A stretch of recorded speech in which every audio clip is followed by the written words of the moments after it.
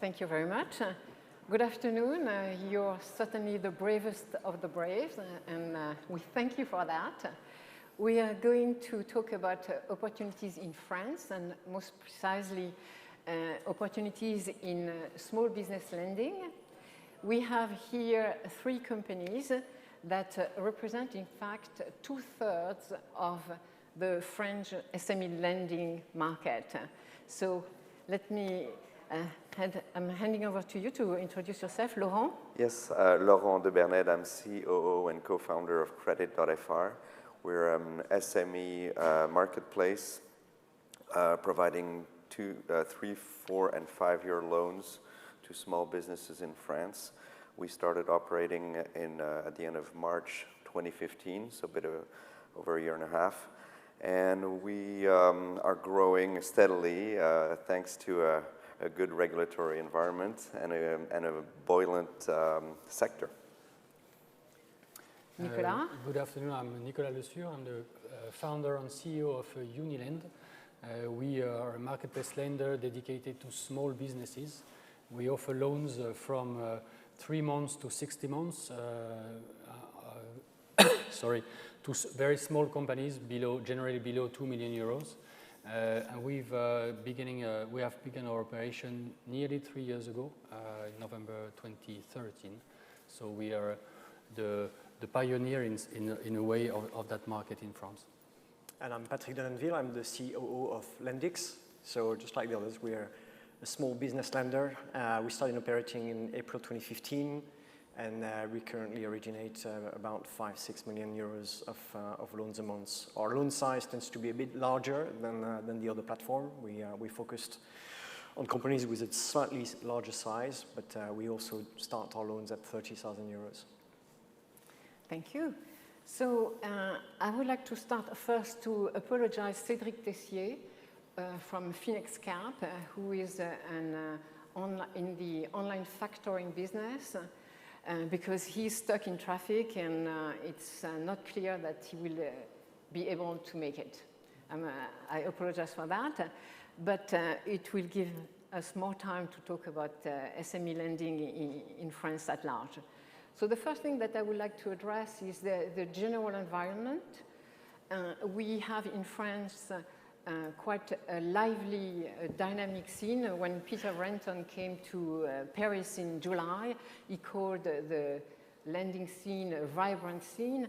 And the reason is that because we have quite a strong ecosystem, and I will hand the floor to Nicolas, who is the head of the French Crowdfunding Association, to talk about the current state of regulation of crowdlending in France.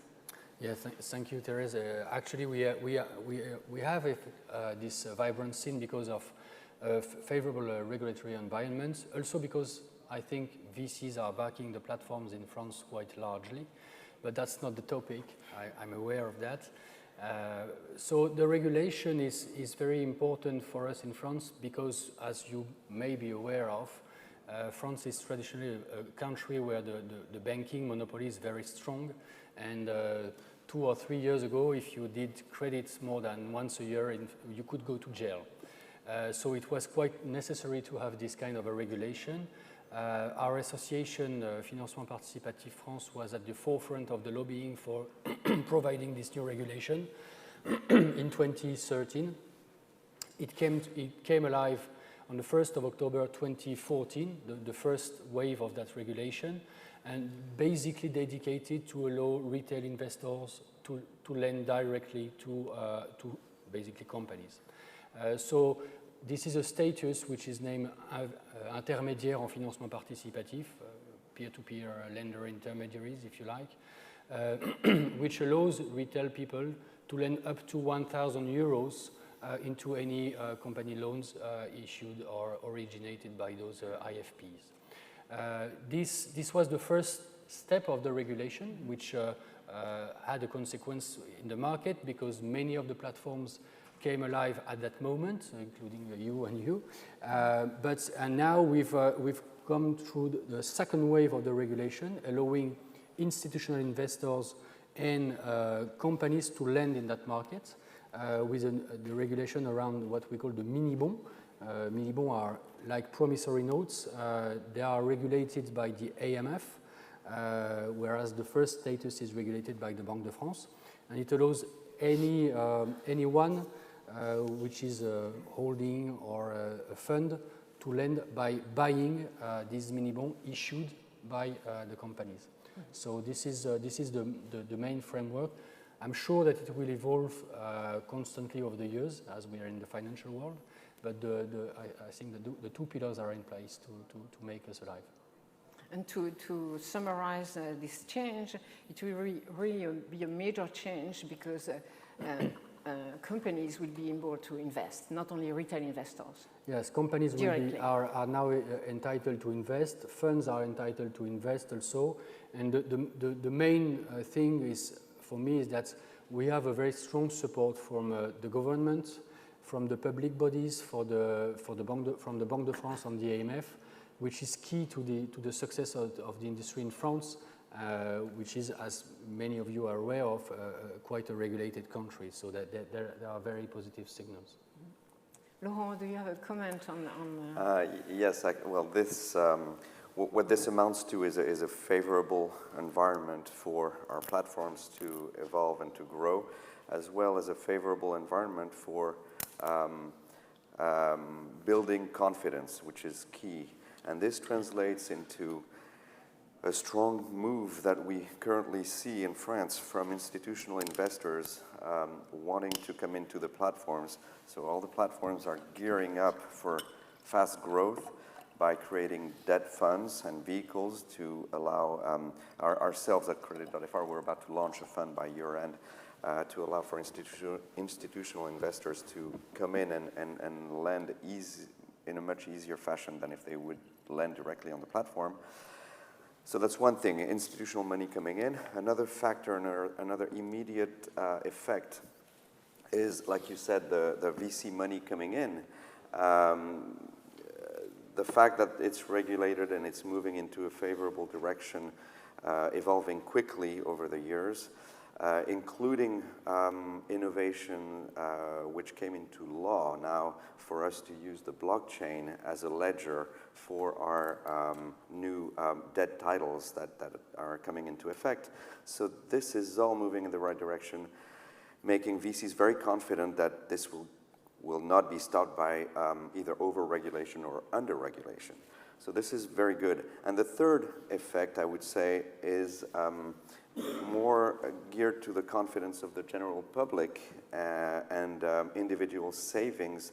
You may know, but France has a very high rate of individual savings. About 15.5% of income is being saved by French people, which is huge. It amounts to about 10,000 billion euros of savings invested in many different vehicles, very little of which has come so far to our platforms, but this is about to change. And the reason why I say this is we're seeing partnerships being developed between banks, retail banks, and platforms, insurance companies and platforms, either funding through these vehicles or allowing distribution agreements to come into play. So we just launched a month ago a major partnership with Hello Bank, which is the online distribution arm of BNP Paribas, 100% owned subsidiary. And this basically allows individuals' savings to come directly onto our platform. So these are three big moves, and that shows that we have a very favorable environment to grow into. And we just mentioned that, in fact, what is not so well known is that the French market is post-regulation, post-2014.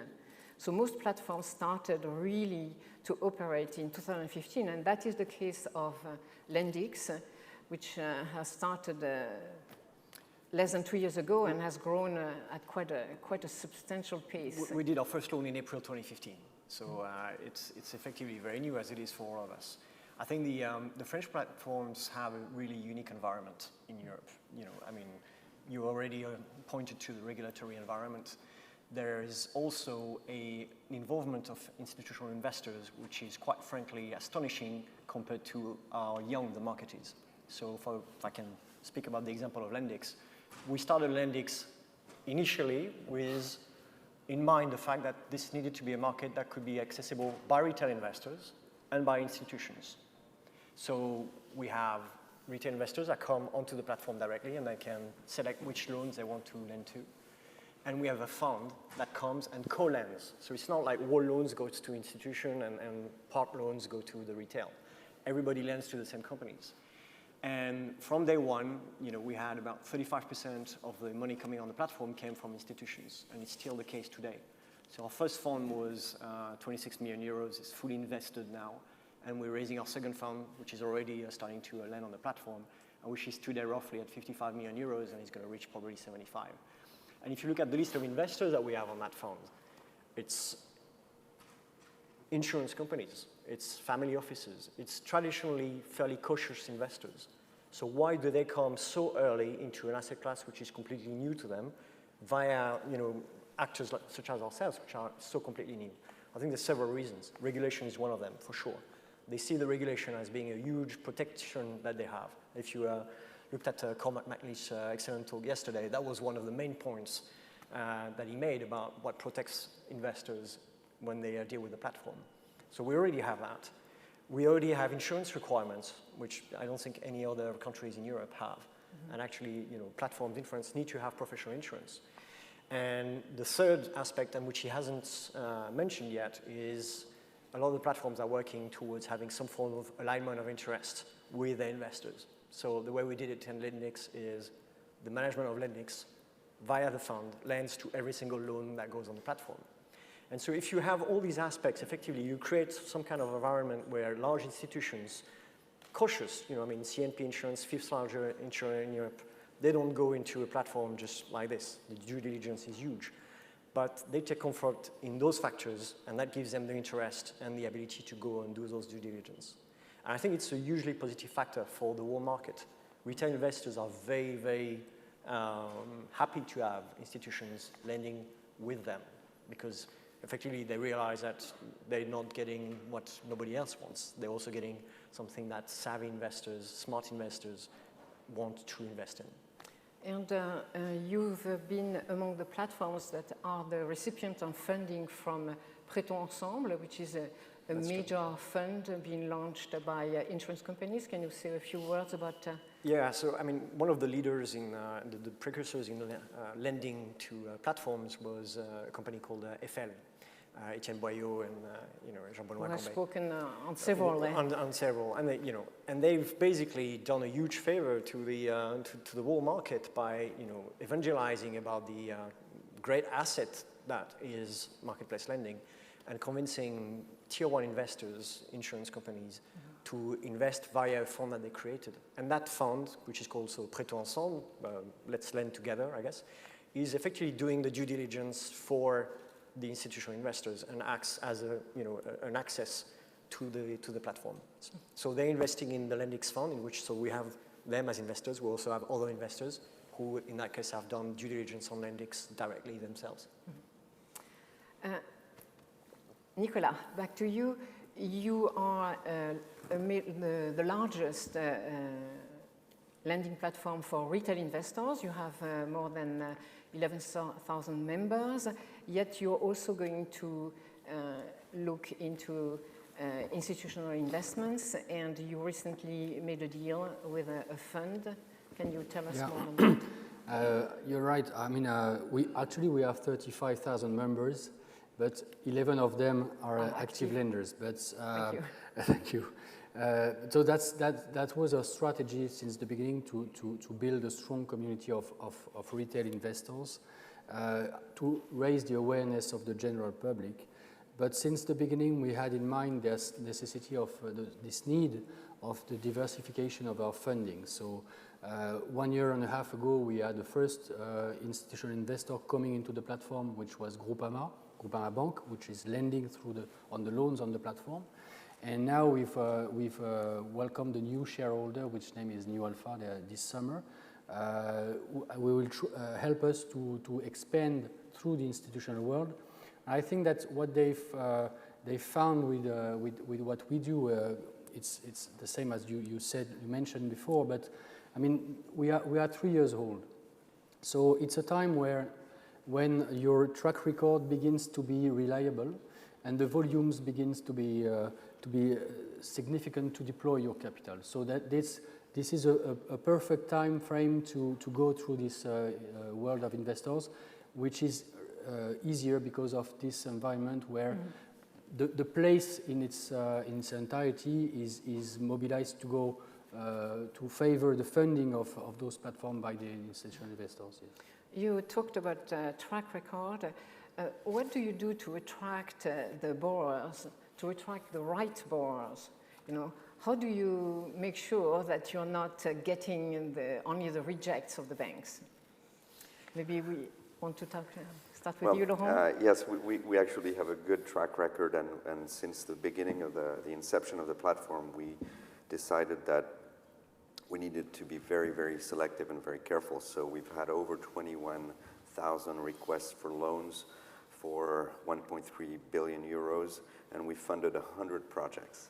So we're at 0.5% of funding. We're extremely selective. We have 0 default, 0 late payments so far, which works. So we have a limited production. We're going slowly, but surely. And our selection process is partly, I would say, we have a scoring software that allows us to eliminate a vast majority of the requests. You can come in and in 9 seconds, less than, I would say, 5 seconds, you'd have a yes-no answer. If it's a yes, we move into a semi-automatic process and then a manual process to evaluate these very small companies. The average company on our platform, the business is 9 people, 9 years old, less than 1 million euros of turnover. So it's really small. And it's tough to evaluate these types of companies that are disseminated throughout France and on any sector. What else can I say? I think, selectivity is obviously, our numbers are pretty similar. We've had, I think, 1.7 billion worth of demand, and we've, financed 41 million euros worth of loan. Our default rate is 17 basis points.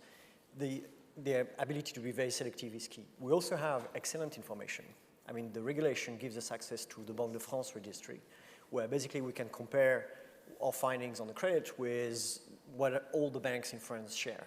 And not only can we read that, but we can write to that. If a company doesn't pay us, we make a mark in the Banque de France registry, and it gives their access to banking credit very difficult. And that's a huge incentive to pay. And that's also almost as important as the credit analysis is, what do you do when they stop paying you? I think it's a key aspect of what the platforms do, and it's what's going to be on the track record over many years. In these conditions, that with this good access to information, how do you explain that the banks are not serving those customers? Nicolas, how do you the key thing is that in France there is no problem of credit access for investment in material with a guarantee. Banks are lending at very low rates. It's just boring, it takes time, but you have this access. The market we are addressing there are small companies. Few of them are industry, so you don't buy a machine or you don't buy your real estate every 6 months, but you have intangible asset needs. And for those needs, which includes renewing your website, working capital, refurbishment, and so on, you don't have this easy access to financing from the bank because they cannot take guarantee, and they cannot refinance those loans that they grant to you to the central bank. So it's a cost for them with low revenue in front, cost of capital, cost of operation, with very few revenues in front. So this explains why on those needs, those companies are underserved, and are happy to see a new source of funding, which is a complement from the investment perspective on the overdraft. So this kind of a midterm unsecured loan is very efficient on the market. Just one thing, we just serve the same clients at the bank, but not for the same needs. Right. Good. And definitely not in the same way, with all due respect to the excellent job that the banks do. Yeah, better customer experience. Yeah, I would add to that just a quick mention. In 60% of the cases on our platform, we are co-financing a larger need together with a bank, meaning that for 300,000 euro investment project, the bank will take 200,000. There's going to be maybe a 0% loan by a credit insured loan, easy access to the company for 25,000, and we'll provide 75,000 totally unsecured in a matter of days. Within 5 days, you get your money, and this is a great help for small businesses who have investment projects. So we're basically bringing new money complementary to what the bank can provide, new money into the economy. And this is a big issue that we feel strongly backed for by politicians in France. The executive and the government has realized this, that attracting savings into and pouring it into the local economy is key to economic growth in France. Patrick, do you have something to add to? No, I think there's many different reasons why SMEs come to platforms, and the ease, the convenience, I think should not be underestimated. It's true we don't finance the same things at the bank, but our experience, we have borrowers who come to us the first time because they have a slightly specific situation that the bank cannot do. The next time they want to borrow, they don't even ask their bank because it's so much easier to just do it on the platform. In terms of process, in terms of doing everything online, in terms of responsiveness, etc. How long would the process on average last? So in a bank, the official numbers is it's 10 days, but that's 10 days from the time where every single document has been provided. So the actual number is more like a month and a half. When we started LENDIX, we were giving firm answers in 7 days. We've now shortened that to 48 hours thanks to improvements in our processes. And we're going to be doing 24 hours next year. So it's a big difference. The banks, in theory, can do that as well. But in practice, it's much more difficult. Now let's take the remaining minutes to talk about your development plans. We start with Laurent. What are you looking at? In which directions are you going? So we're gearing up to attract institutional money onto the platform, which requires, of course, technical investment. We're also growing these distribution partnerships heavily with banks, starting with Hello Bank. But you talked to me about brokerage firms. And we're signing a very large number of deals, in the hundreds actually, with brokers, credit brokers. This is a business that has been growing in France. They used to fund a lot of real estate loans, and now they're moving very quickly into small business loans. And so we're working with this indirect distribution channel to funnel borrowers onto the platform, and it's working well.